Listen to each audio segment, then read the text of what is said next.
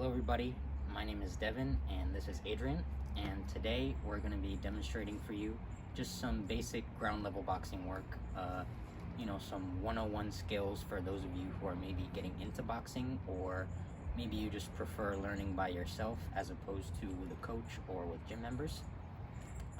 My inspiration for wanting to make a video like this was the fact that I myself am self-taught, and it's a very big passion of mine getting people into this sport, as it's something that I love.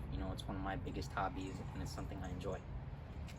So hopefully, through all of the segments of this video and the final demonstration at the end where we're putting everything together and doing a short segment punching mitts to display everything that we've taught, you can improve your own skills as a boxer and overall just get your mental and physical state up.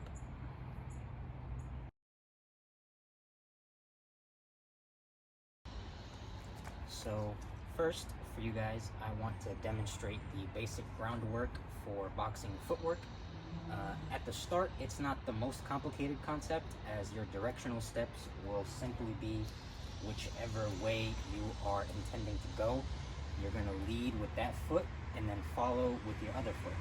So say you're taking a step forward, you take that small correctional step with the front foot and then lead with the back foot to position yourself correctly.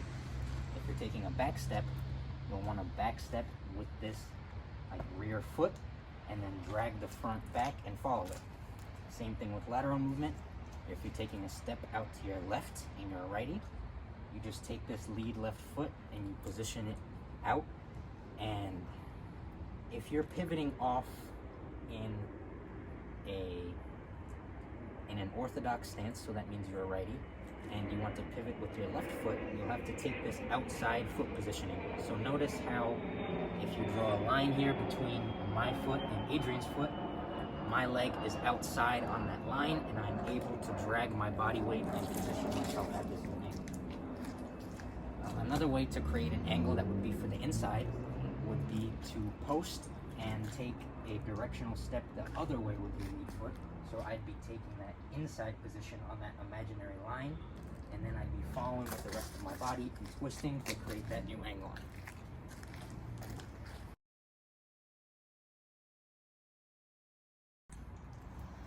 So now that I've taught you guys the basic footwork, I want to move on to the simple punching form for all the head punches you're going to need. I won't go over body punching too much in this video, as it is a skill that you'll need, but in essence, it is simply the same punches at a different level. So for starters, the most important punch that you're going to need in any scenario in boxing is always going to be your jab. So if you're a right-handed fighter, your left hand, which is going to be on your lead side, it's just a simple, quick little, simple, quick little snappy punch out like this, and a quick retraction. So at the end of your punch, you should be extending your arm fully and twisting your elbow over a slight bit to get that full power of the push at the end of the punch. And as you retract it, you want to keep your elbow and your arm positioned properly to retract back into your guard, because leaving your face open after a sloppy jab can result in you getting countered. One. One. One. One. One. One. One. One.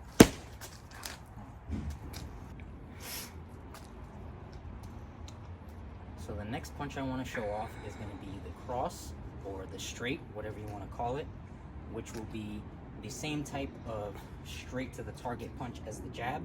However, it's going to be with your power side. So if you're right-handed, it'll be with your right hand. And the setup for this punch relies heavily on your hips and the rotation of your upper body as you throw the punch. You start, you want to have this hand loaded up and ready to connect. And as you go to throw, you want to drive off of this back foot and push your hip forward into the punch so that you can drive all the way through your target. Try not to overextend too much, as you also want to be able to bring your hand back I won't repeat that point anymore, as it'll be a self-explanatory thing with all punches. You shouldn't be throwing with so much power or throwing with such a form that you won't be able to defend yourself after, because that's just a quick way to lose a fight. Call it the deuce.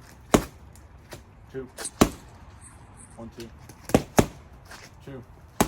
1. 1, 2. 2. 2. 1. 1, 2. So the third punch that I want to show off is going to be the lead hook. And if you're standing in an orthodox stance, that's going to be your left hook. So to throw this punch effectively, there's two different ways that people might prefer to throw it. You can throw it like this with your palm facing downwards, or like this with your thumb up and your palm towards you. Personally, I prefer the thumb up method, as it gives you more of a back engagement through the punch and you're able to pull it across much harder. However, whichever way is your personal preference, it doesn't matter. So to throw this punch, you first need to load up your weight, not too much to the point where it becomes obvious, but enough so that you're able to push off of this front leg and spring up into the punch. Because if you're throwing it just as an arm punch, put the pad up, you're really not going to get much sting or slap behind it unless you're using this leg rotation and popping up into the punch.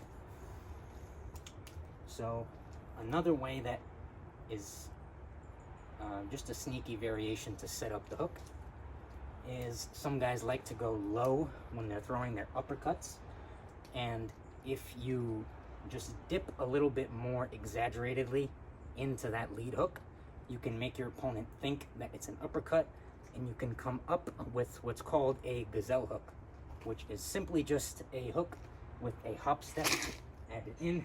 Don't want to hit you. So that you can travel longer distances or just catch your enemy off guard. You can call it threes. 3. 1, 3. Alright, go again. 1, 3. You said 1, 3, right? Yeah. You just got 3. 3. 1, 3. 3. 1, 3. 3. 1, 3. 3. 3. 1, 3. So the next punch that I want to demonstrate for you guys is going to be the rear hook. It's just the same as your lead hook, but from your power side. And there is a bit of a differentiation in the setup of the punch, in the sense that you don't have to get a weight shift onto your leg that you're going to be throwing from. When you're boxing and you're in your stance, normally most of your weight is going to be on this back leg anyway, so you'll already be in position to just launch that punch whenever you want. So the mechanics of this punch are relatively similar to the hook, in that you want to have your hand pulling, and you want to pull all the way through with your back muscles at the end of the punch to accentuate it. You can call it. 4. 1, 4. 4. 1, 4. 4. 4. 1, 4. 4. So the second to last punch that I'm going to be showing off in this segment is going to be your lead uppercut. And this punch is similar to the lead hook in the starting position of it, as you'll need to get that dip down. Alright, so the second to last punch that I want to show you guys in this video is going to be the lead uppercut. And this punch is going to be similar to the lead hook in the setup of it, as at the beginning of the punch, you want to kind of crouch down and put your weight onto this lead leg so that you can explode up with that power. Obviously, it's not necessary to throw an uppercut like this, as you can get a lot of power from an uppercut just with your arm. But that would be, you know, the proper form, the proper technique for throwing it. In a situation where maybe a guy's just coming in on you really quick, or he's fighting with a lot of pressure and swarming you, you might need to pop out a quick uppercut straight from your stance and not be able to dip down, which is fine. You know, I don't want anybody thinking that you shouldn't be throwing uppercuts like that, because sometimes you have to. So, again, like I said, basic setup for this punch is going to be crouching down onto this lead leg and then exploding up with that power shot when you're coming up. 5, 5, 1, 5, 5, 1, 5, 5, 1, 5, 5, 1, 5. So the last punch I'm going to be showing in this video is obviously going to be this rear uppercut. Again, the only variation from the lead uppercut to the rear, similar to the hooks, is going to be that you already have most of your weight loaded up on this back leg, even if you're just moving around and loose ready to find a shot. So you're going to be able to just come right up with that punch much quicker than with the lead. There's a couple different setups for this uppercut. You can duck very far to one side as either a move to dodge a punch thrown by your opponent, or simply to throw them off and make them think that you're going to roll or that you're looking for a different angle, and then come right up with that punch and surprise them. 6, 1, 6, 6, 1, 6, 6, 6, 1, 6, 6, 1, 6, 6.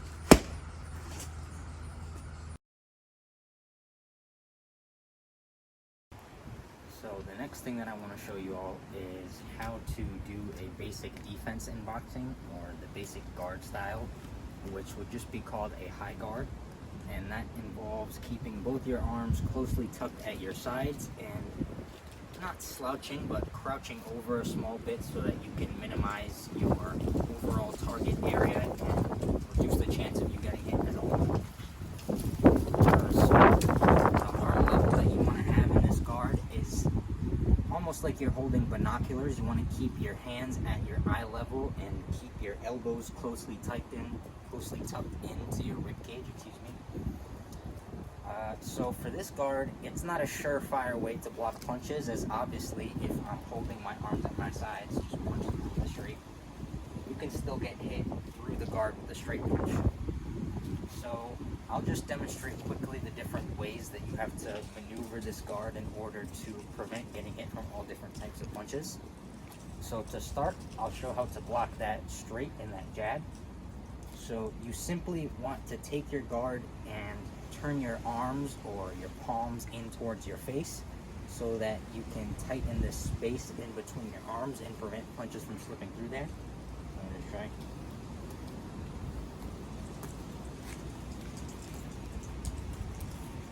And now I'll just show quickly how to block the hooks.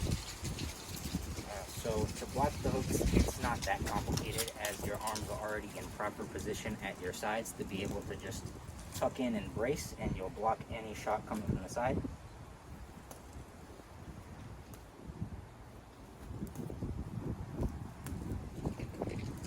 And so finally for the uppercuts, it'll be similar to the straight punches, as it'll simply involve tightening your guard.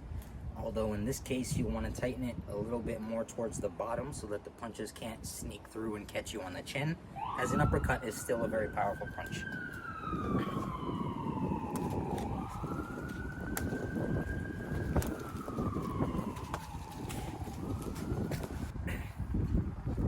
So now I'm just going to demonstrate the basic principles of head movement, so the different types of slips and rolls that you can do to avoid punches. So first, it's going to be an outside slip or a lead slip, which is just going to be if you're fighting an orthodox or if your right hand is your dominant hand. You will just take your body and rotate and pull towards the outside of your opponent or the left side, so that any punches coming from either this lead hand of theirs or just coming over, swinging wide from the other side, will go over you and they won't connect properly, if at all. I'll show that.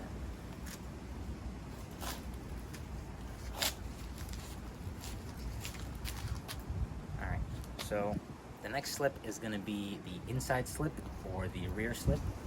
So again, fighting right-handed, that's going to be a slip towards your right side.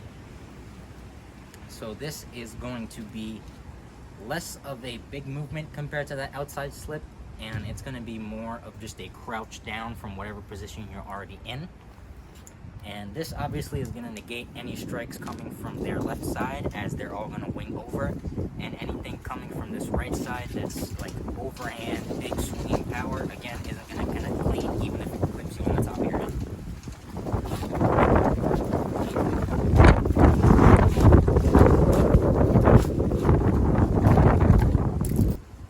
So the next head movement I want to show you is going to be rolling or ducking, and that is simply when you get low and crouch down so that you can kind of go under and roll under any shots coming above you.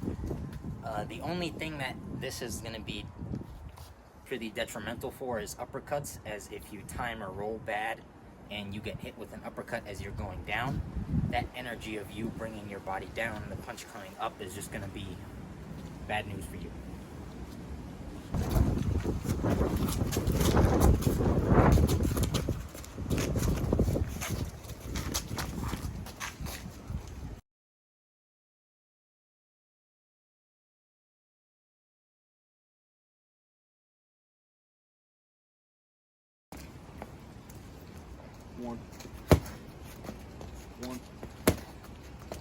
One.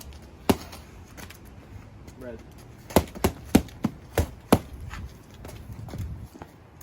1, 2. 1, 4. 1, 6. Blue.